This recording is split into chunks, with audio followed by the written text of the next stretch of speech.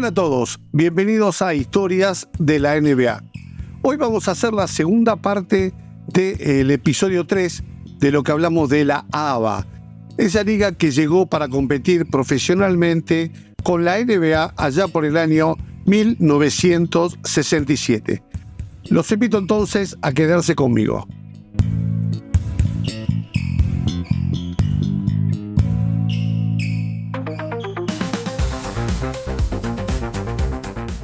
Para la temporada 72-73, si bien había habido movimientos de equipo, seguían siendo 11 los equipos originales. Pero es en este año que dos equipos abandonan la competencia por motivos económicos: los Pittsburgh Condors y los Floridians.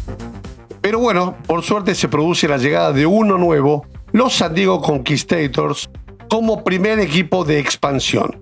Pese a no tener jugadores de renombres, su entrenador novato daría que hablar en el futuro en la mismísima NBA, K.C. Jones. Los Carolina Cougars fichan a Billy Cunningham, la estrella de los Philadelphia 76ers de la NBA y el que a la postre sería el MVP de la temporada. Finalmente, Rick Barry regresa a la NBA, más precisamente a los Golden State Warriors. Las finales llegan a 7 partidos, donde los Indiana Pacers obtienen su tercer título en 4 años al derrotar a los Kentucky Colonels 4-3, con gran número de espectadores en todos los juegos, algo raro en la corta historia de la liga. Para el verano del año 1973, la pelea de las dos ligas por los jugadores se hace aún más cruenta.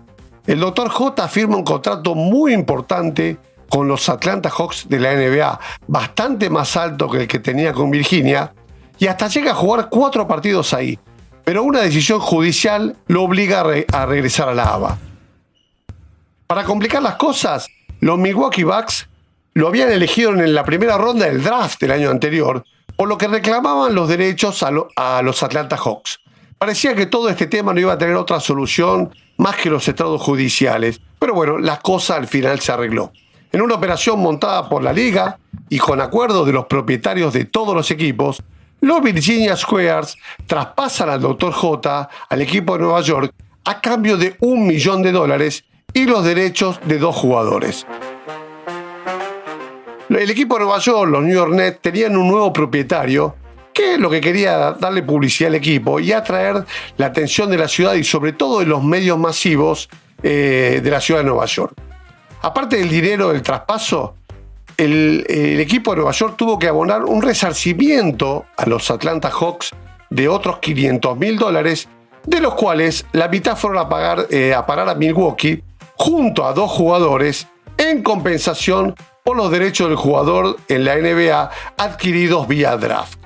Finalmente, el Dr. J firma su esperado contrato con los New York Nets. Era el equipo más fuerte económicamente, en cuanto a espectadores y atracción mediática de toda la ABA. Como no podía ser de otra manera, antes del inicio de la temporada, el equipo de Dallas se muda nuevamente, esta vez a la ciudad de San Antonio, y pasaría a llamarse San Antonio Spurs. En un movimiento de estricta propaganda y para darle mayor difusión a la liga, la ABA logra atraer a uno de los hombres más importantes de la historia de la NBA y del básquet mundial. Nada más ni nada menos que Wilt Chamberlain. Su llegada se produce al equipo de San Diego con un verdadero show y fue un golpe arriba de la mesa que la competición le estaba dando a la liga rival, a la NBA. Al final, la realidad es que por motivos legales impuestos por la NBA, ya que se encontraba aún con contrato en el equipo de Los Ángeles Lakers, no llegó a jugar ni un minuto esa temporada. Pero lo que sí hizo fue dirigir al equipo desde el banco siendo su head coach. Al finalizar esta temporada y con otra temporada en modo MVP y como máximo anotador del Dr. J, el título de la ABA va para Nueva York cuando le gana la serie final por 4-1 a los Utah Stars, con un juego final jugado en el estadio Nassau Coliseum ante la nada despreciable cantidad de 16.000 espectadores, pagando con creces todo el movimiento que había hecho meses atrás los dueños del equipo cuando trajeron al Dr. J. Hasta ese momento, La ABA fichaba a buenos jugadores, aumentaba la calidad de su juego e inclusive de espectadores año a año, pero los equipos seguían teniendo problemas económicos. En ese verano del año 1974 se destaca la llegada de un jugador desde high school, Moses Malone. Dijimos antes que la ABA tenía la práctica habitual de fichar jugadores antes de que terminen su carrera universitaria, pero nunca nadie había dado un salto tan grande como el que acababa de dar el joven Malone, de apenas 19 años y que descartó su carrera universitaria para pasar a jugar directamente al profesionalismo. Firma con los Utah Stars y al final de esa temporada, casi 19 puntos y 15 rebotes de promedio que tuvo por partido le demostraron al equipo que no se habían equivocado. Billy Paultz awaits him. Dishes now to Malone, gliding inside, and did he travel? Fue en esa temporada donde los Kentucky Cardinals finalmente se hacen con el título de campeones cuando le ganan la final a los Indiana Pacers por 4-1, con la excelente aportación de sus dos estrellas, Dan Issel y Artie Gilmour, en unas finales que también tuvieron gran afluencia de público, con promedio de casi 15.000 espectadores por partido. Desde bien temprano se podía vislumbrar que ese año de 1975 podía ser el año de quiebre. Para empezar, los dos principales equipos, tanto en aforo de público como en repercusión mediática, los New York Nets y los Denver Nuggets, tuvieron reuniones para ser parte de la NBA.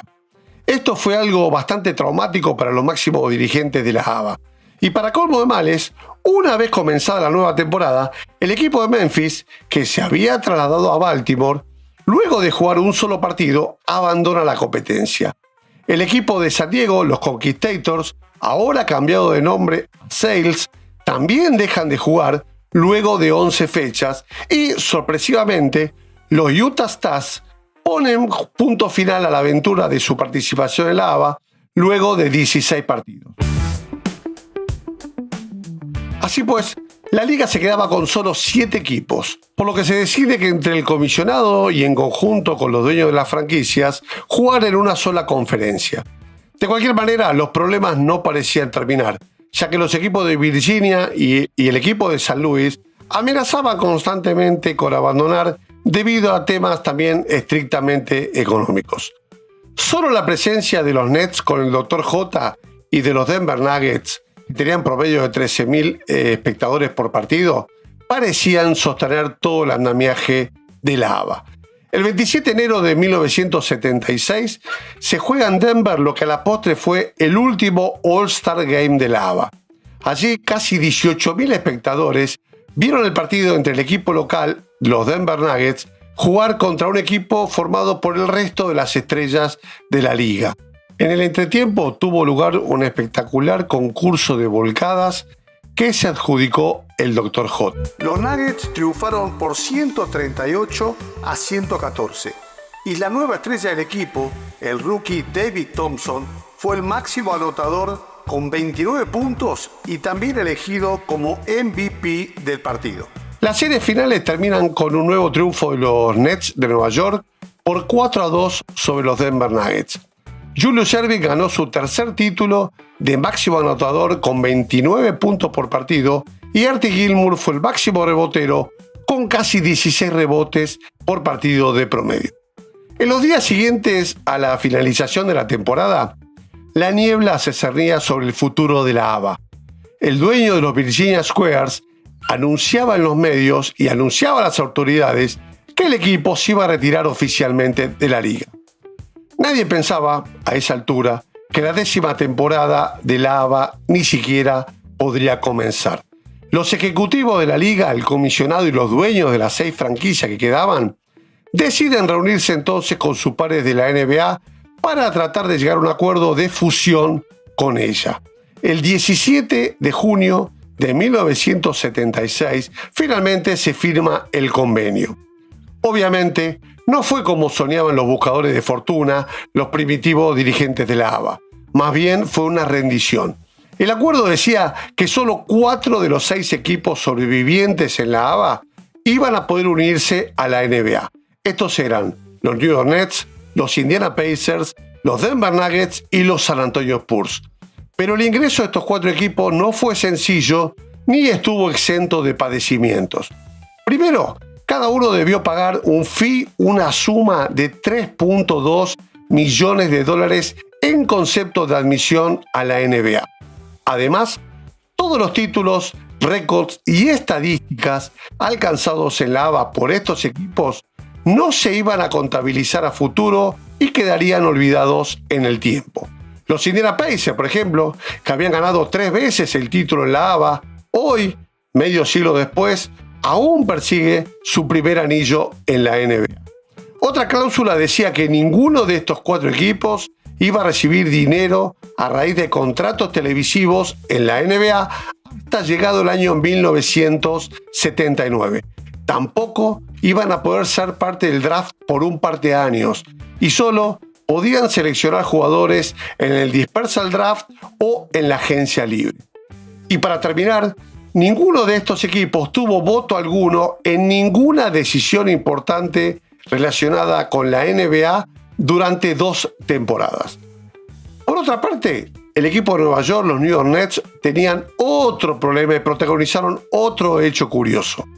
Debieron pagar una suerte de resarcimiento de casi $5 millones a los New York Knicks por haberse instalado en el mismo mercado. Y aquí viene algo llamativo y de lo que poco se sabe. Los Nets le ofrecen a los Knicks a Julius Erving, a su mega estrella, como parte de pago por ese dinero. Pero los Knicks no aceptan. Querían los dólares contantes y sonantes. Para hacer frente a este pago, que era una verdadera fortuna en la época, los Nets llegaron a un acuerdo y transfieren los derechos del Dr. J al equipo de Filadelfia, a los Philadelphia 76ers. Y aquí es donde yo me pregunto, ¿cómo hubiese sido la historia si el Dr. J hubiese jugado en los Knicks? Obviamente nunca lo vamos a saber. Según estimaciones, la guerra contra la NBA le costó a la ABA la friolera de casi $50 millones. En sus 9 temporadas, solo 2 equipos pudieron terminar alguna vez con beneficios económicos. La ABA original no tenía televisación nacional, radio nacional, ni los medios digitales actuales.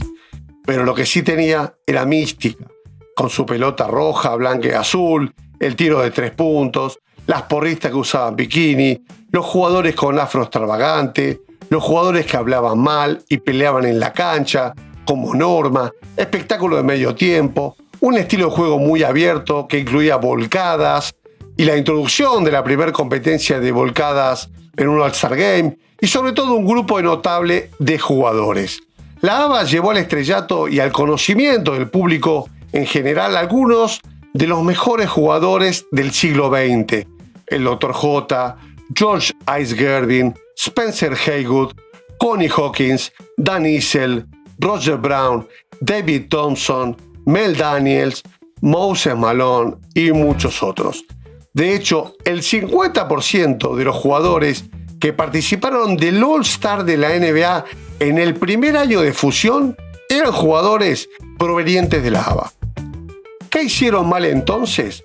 Podríamos decir que la gestión de la liga quedó muy relegada frente a lo que era la NBA, más rígida, bien disciplinada, bien organizada y lo que es más importante, con un mercado mucho más amplio que acabó por devorársela. Como resultado de todo este movimiento, 2 equipos sobrevivientes de la ABA, los Kentucky Colonels y los Spirits de San Luis, nunca llegaron a jugar en la NBA y finalmente desaparecieron. Pero bueno, lo que pasó con estas franquicias es otra historia y les aseguro que merece un nuevo capítulo de este podcast. 2 cosas más antes de terminar. Recién en el año 2003, luego de 27 años, 2 equipos de la ABA compiten en una final de la NBA, cuando los San Antonio Spurs derrotan 4-2 a los New Jersey Nets en la final de la NBA.